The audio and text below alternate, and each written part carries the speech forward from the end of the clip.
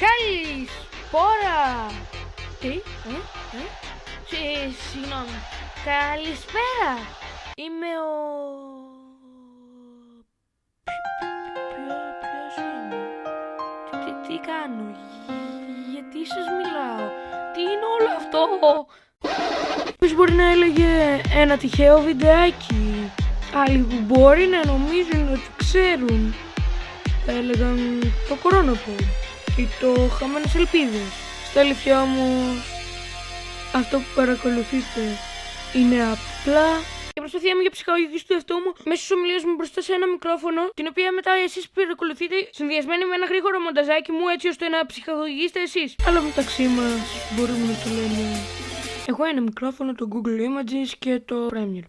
Ή για συντομία, Pygmy. Τέλεια! Τώρα που τα είπα όλα, μπορούμε να αρχίσουμε με το θέμα της ημέρας. Θα κάνω μια κλήρωση ανάμεσα σε κάποια θέματα που έχω και θα μιλήσουμε για αυτό που θα τύχει. Για πάμε. Και το θέμα μας για σήμερα είναι επιστροφή στη σχολεία με μάσκες. Λοιπόν, γενικώς δεν είναι και πολύ εύκολο να τηρηθεί. Λόγω του ότι, εάν σκεφτείτε ότι οι ηλικίες που αρχίζουμε να πηγαίνουμε σχολείο πολύ χαμηλές. 6. Πείτε μου, εκτός σχολείου, σκέτο. Ας μην μπούμε ακόμη σε αυτό το θέμα.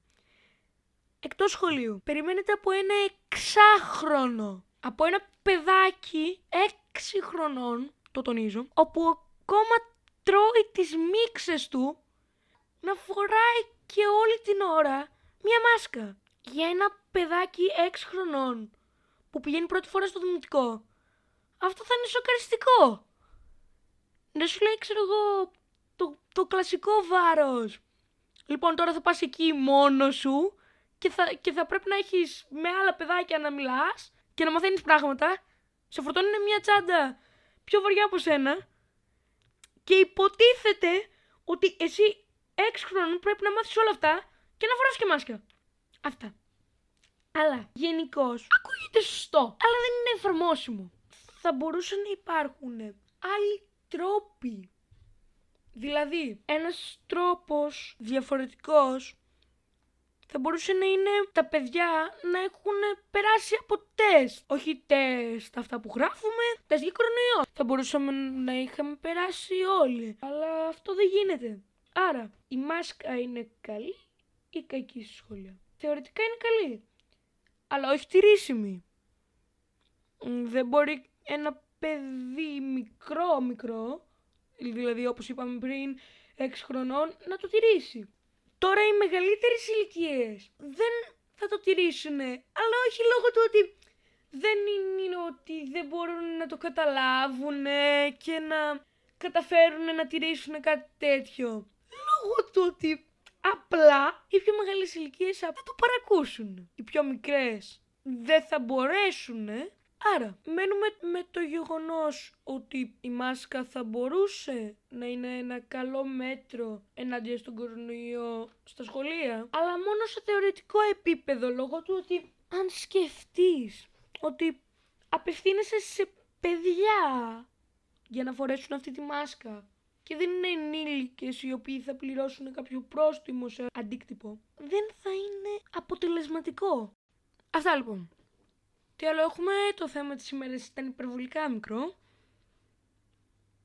Ναι. Πάμε.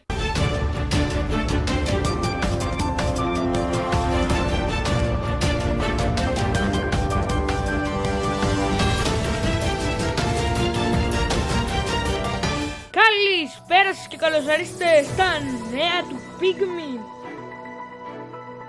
Σε 100 δισεκατομμύρια ανέρχονται τα γουρούνια που έχουν πεθάνει για να τραφεί ο πληθυσμός του πλανήτη μας και κάθε μέρα συνεχίζουν να κακοποιούνται και να πεθαίνουν το 54% του πληθυσμού των γουρουνιών του πλανήτη. Σε άλλα νέα, μάλλον η Αμερική θα συνεχίσει να έχει για πρόεδρο ένα πορτοκάλι με πόδια για άλλα 4 χρόνια. Ή έναν υπερήλικα που ελπίζουμε να συνεχίσει να έχει πόδια.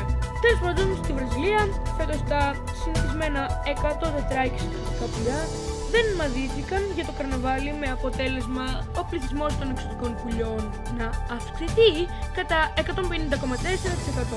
Λόγω αυτού, ο αριθμός του πληθυσμού του εξωτικού πουλιού συνεχίσει να πετάξει και σπετάξει το παντόφρα, ανέρχεται σε 0. Γιατί πριν από αυτή την εκπομπή δεν υπήρχε καν σαν ιδέα. Και μόλις με ενημερώνουν από το control ότι πρέπει να διακόψουμε την ροή του προγράμματος, γιατί απλά τελειώνει ο χρόνος. Ωραία! Τώρα που τελείωσαν τα νέα, μπορούμε επιτέλους να σας παρουσιάσουμε τον χορηγό μας για σήμερα. Ρόδες, ροδάκια, τροχή. Κάποιος κάποτε έπρεπε να τους ανακαλύψει. Αν δεν ξέρεις τι είναι, χαίρομαι πολύ Homo erectus. Καλώς όρισες στο 2020. Και πώς γίνεται να καταλαβαίνεις έστω και μία λέξη από αυτά που λέω? Πώς γίνεται έστω να βλέπεις αυτό το βίντεο? Και αν δεν είσαι ο Homo erectus και δεν ξέρεις τους τροχούς, παιδάκι μου, ξεκόλλα από το κινητό και ζήσε!